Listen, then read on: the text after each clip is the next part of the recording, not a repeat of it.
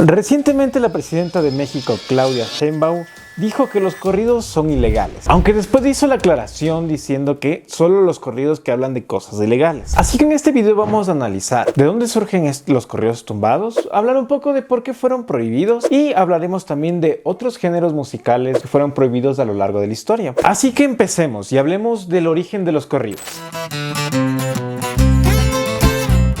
El origen de los corridos se remonta al siglo XIX, en la época de la independencia de México, cuando no existía una forma común como ahora tenemos de poder enterarse de las noticias como periódico, radio, televisión o internet. Ahí no existía nada de eso, así que iba una persona con un instrumento musical, generalmente era una guitarra, iba tocando de pueblo en pueblo canciones que eran más para informar a las personas de cómo iba la situación del país, de cuál bando iba ganando, de qué pasó en tal batalla, quiénes fueron los héroes. No sería hasta en la época de la Revolución Mexicana, cuando México vivió conflictos internos, que los corridos nacerían como tal. Entre 1910 y 1920 nacerían corridos que se mantienen hasta hoy en día, como el corrido de Pancho Villa y el corrido de la cucaracha. Estos primeros corridos eran interpretaciones bastante largas, porque su propósito no era en el entretener como en las canciones de hoy, sino era de contar pedazos de historia. La gente lo que solía hacer es memorizarse estas primeras canciones, aprendérselas para luego irlas transmitiendo, y eran las primeras formas de transmitir noticias de otras personas. Los corridos en su música sufren influencia de otros géneros provenientes de Europa, con República Checa con el vals y Alemania con la polka. Incluso si analizamos las canciones de hoy en día podemos notar una cierta influencia de estos géneros que se ha mantenido a lo largo de los años. Y ahora llegó el momento de hablar de los corridos tumbados, y es que los primeros en hacer esta mezcla de esta música regional con una letra que hablara sobre cosas no tan legales fueron los Tigres del Norte con la canción El Jefe de Jefes, que se dio durante la década de los 70. La canción narra qué tan grande es el poder de una persona que tiene hasta la policía bajo su control. En su momento la canción fue un éxito, haciendo que el álbum llegara a la primera posición en la lista Billboard de álbumes latinos, y de ahí crecería sin parar.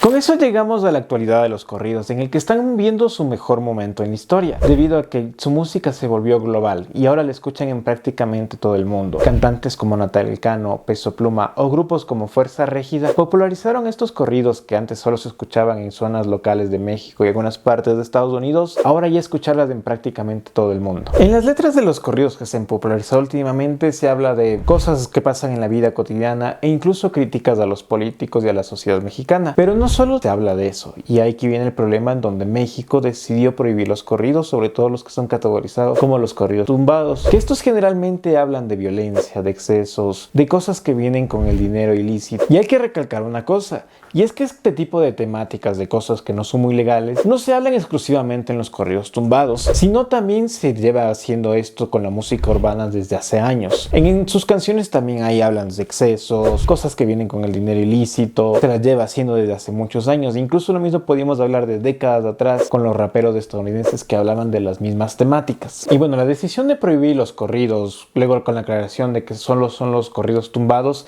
esto causó mucha polémica, pero este video no es para tomar una posición de si está bien o si está mal, cada uno tendrá su propia opinión. Lo que sí les puedo decir es que los corridos no han sido el único género que ha sido prohibido a lo largo de la historia de la música. Un dato poco conocido es que durante 1960 y 1970 la música rock estuvo prohibida en la Unión Soviética. Durante estos años, si es que eras encontrado con un disco